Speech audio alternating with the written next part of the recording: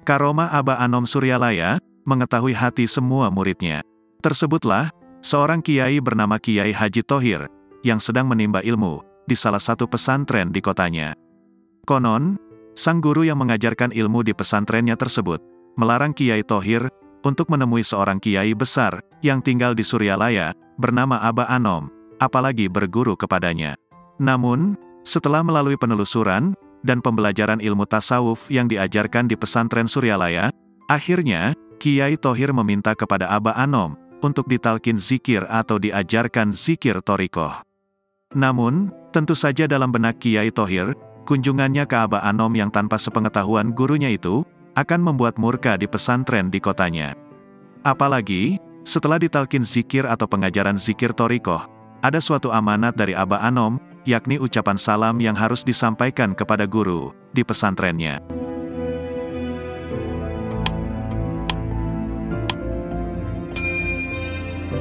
Ketika Kiai Thohir sedang duduk, menunggu sholat berjamaah di Masjid Nurul Asror, di kompleks pesantren Suryalaya, sebelum ia kembali bertolak ke kampung halamannya, pikirannya terus berkecamuk, tidak bisa tenang. Ketika dalam benaknya terbersit, bagaimana wajah murka gurunya yang sedang memarahinya habis-habisan karena ketidaktaatannya. Tiba-tiba, ada yang menepuk pundaknya, dengan sorban dan berkata, "Tongsok goreng sangkaka batur, komo ka guru sorangan mah, boa teying tekitu."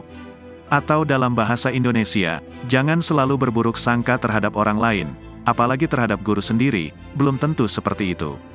Kiai Thohir begitu kaget, ternyata yang menepuk pundak, dan membaca pikirannya itu, adalah guru rohaninya yang baru, yaitu Syekh Ahmad Sohibul Wafa Tajul Arifin atau Aba Anom. Dari kejadian itu, Kiai Thohir mendapatkan pelajaran yang berharga, bahwa seorang guru rohani mursyid thorikoh Qadiriyah wan Naqsyabandiyah, bisa mengetahui hati murid-muridnya, dimanapun mereka berada. Mursyid akan terus mengawasi, dan membimbing hati murid-muridnya, agar hati selalu menuju Allah. Sepulang dari pesantren Suryalaya, dan kembali ke pesantren di kampungnya, Kiai Thohir menyampaikan amanat salam, dari Mursyid Kamil Mukamil Syekh Ahmad Sohibul Wafa Tajul Arifin kepada gurunya. Dan ternyata, di luar dugaan kiainya yang di pesantren itu, malah memuji Aba Anom, bahkan Kiai Thohir, sebagai salah satu murid kesayangannya itu, dianjurkan untuk menjalankan ajaran yang dibawa oleh Aba Anom, sebagai pewaris para nabi.